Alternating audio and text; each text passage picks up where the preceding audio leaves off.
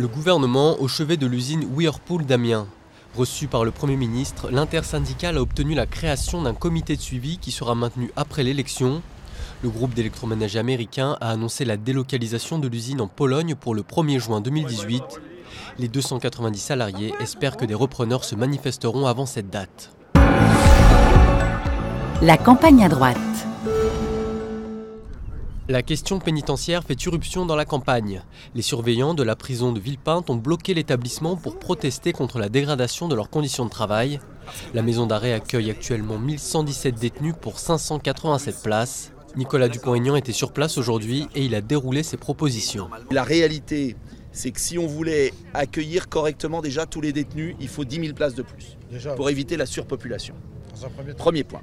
Deuxième point, il faut, et je propose en tout, 40 000 places, c'est-à-dire 10 000 pour régler le problème de la surpopulation et 30 000 pour régler le problème de l'exécution des peines et éviter de mélanger des terroristes avec des primo-délinquants. La campagne à gauche. Je pense que c'est une diversion. Du protectionnisme, pourquoi ? Pour protéger les emplois. Mais une des premières choses pour protéger l'emploi, c'est d'arrêter ces grands groupes qui licencient. Et je ne les entends pas. Là-dessus s'engager. Ils ne s'engagent pas là-dessus. C'est beaucoup une diversion. C'est une diversion pour justement qu'on regarde l'Europe et puis pour qu'on ne voit pas finalement qu'on est confronté véritablement à une minorité qui tient entre ses mains vraiment les secteurs les plus importants de l'économie et qui les dirige en fonction de leur intérêt individuel, égoïste, et qui fait qu'effectivement on voit ces fortunes s'accumuler à un pôle. Donc il y a un combat à mener contre ces groupes qui sont insatiables, qui n'en ont jamais assez. Marine Le Pen. Le QG de campagne de Marine Le Pen ciblé par une tentative d'incendie la nuit dernière. Le feu a rapidement été maîtrisé au rez-de-chaussée de l'immeuble, endommageant une agence d'assurance. Un groupe affirmant s'appeler Combattre la xénophobie a revendiqué l'action.